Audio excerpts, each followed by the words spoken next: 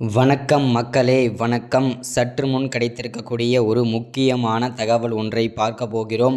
சற்று முன்பு திமுகவிற்கு தலைவராகவும் தமிழகத்திற்கு முதல்வராகவும் திகழ்ந்து கொண்டு வந்த முதல்வர் ஸ்டாலின் தற்போது அதிரடியாக அமலாக்கத்துறையினரால் கைது செய்யப்பட்டிருக்கிறார் என்பது தகவல் பரவி வருகிறது.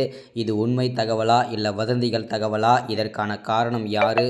மொத்த கதையும் திமுகவின் கதையை முடித்த செந்தில் பாலாஜி அவர்கள் அப்படின்றது பற்றினா இந்த ஒரு வீடியோவில் தெளிவாகவும் துல்லியமாகவும் பார்க்க போகிறோம். அதற்கு முன்பு நமது சேனலுக்கு நீங்கள் புதிய பார்வையாளராக இருப்பதற்கு வாய்ப்புகள் நிறையவே இருக்கிறது. முடிஞ்ச அளவுக்கு எல்லாரும் மறக்காமல் நமது அரசியல் நியூஸ் சேனலுக்கு சப்ஸ்கிரைப் பண்ணிடுங்க. சப்ஸ்கிரைப் பண்ண உடனேயே பக்கத்தில் ஒரு பெல் பட்டன் வரும், அதை கிளிக் பண்ணி ஆல் என்ற ஆப்ஷனில் போட்டு வச்சுக்கோங்க. தொடர்ந்து நம்ம வீடியோ போட்டோம்னா உங்களுக்கு நோட்டிஃபிகேஷன் வந்துடும். அதை பார்த்து தெரிஞ்சுக்கலாம். இன்றைக்கி என்ன அரசியல் நியூஸ், இன்றைக்கி என்ன அரசியல் அப்டேட்டுன்றதை தெளிவாகவும் துல்லியமாகவும் தெரிஞ்சுக்கலாம். அது மட்டும் இல்லாமல் உங்களுடைய வீடியோ பார்க்குற எல்லோரும் மறக்காமல் லைக் பண்ணுங்கள், வீடியோவுக்கு மறக்காமல் ஷேர் பண்ணுங்கள். ஓகே, வாங்க வீடியோக்குள்ளே போகலாம். சற்று முன்பு கிடைத்திருக்கக்கூடிய ஒரு முக்கியமான பரபரப்பான அதிர்ச்சிகரமான திமுகவை பொறுத்த வரைக்கும் ஒரு சோகமான தகவல்னு கூட சொல்லலாம். ஆட்சியை பொறுத்த வரைக்கும் ஏன்னா கடந்த ஒரு 2-3 மாதங்களாகவே திமுகவில் பல துறை அமைச்சர்கள் அமலாக்கத்துறையிடம் சிக்கி சின்னாபின்னமாக ஆகிட்டு வந்துட்டுருக்காங்க. ஸோ அந்த வரிசையில் தற்போது செந்தில் பாலாஜி அவர்கள் பார்த்திங்கனாக்கா அமலாக்கத்துறையிடம் வாக்குமூலம் அளித்திருக்கிறார்.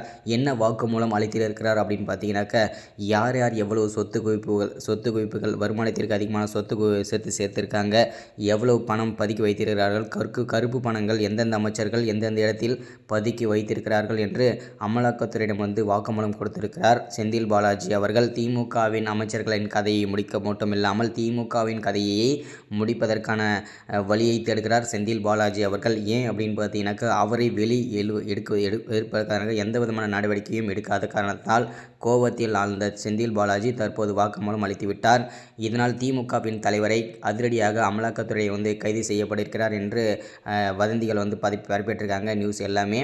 ஸோ இது எதுவுமே உண்மை கிடையாது. செந்தில் பாலாஜி அவர்கள் வாக்குமூலம் கொடுத்தது எல்லாமே உண்மைதான். ஆனால் திமுகவின் தலைவர் கைது செய்யப்பட்டிருக்கிறது உண்மை கிடையாது. அது வதந்திகள் மட்டுமே, அதை யாரும் நம்ப வேண்டாம்.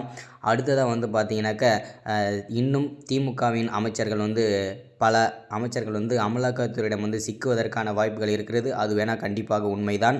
ஸோ அதை நம்ம பொறுத்திருந்து பார்க்கலாம் யாரெல்லாம் சிக்கிறாங்கன்றதை. இது வரைக்கும் சிக்கிய அமைச்சர்கள் பார்த்திங்கன்னா செந்தில் பாலாஜி அவர்கள், அடுத்ததாக பார்த்திங்கன்னா ஜெகத் ரட்சகன், ஏவாவேலு, முன்னாள் அமைச்சரான பொன்முடி, ஸோ அமைச்சரான துரைமுருகன், இவங்க எல்லாருமே பார்த்திங்கனாக்கா ஒவ்வொருத்தராக சிக்கிட்டு வந்துட்டுருக்காங்க. ஸோ அந்த வரிசையில் பார்த்திங்கன்னா அடுத்தது யார் சிக்குவாங்கன்றதை நம்ம பொறுத்திருந்து தான் பார்க்கணும். ஸோ திமுகவின் தலைவர் அதிரடியாக கைது செய்யப்படுகிறார் என்பது பொய்யான தகவல், நம்ப வேண்டாம் யாருமே. அதே மாதிரி செந்தில் பாலாஜி வாக்குமூலம் அமலாக்கத்துறையிடம் கொடுத்திருக்கிறார். பொறுத்திருந்து பார்க்கலாம் அடுத்து என்ன நடக்குன்றதை. சப்ஸ்கிரைப், லைக், ஷேர் பண்ணி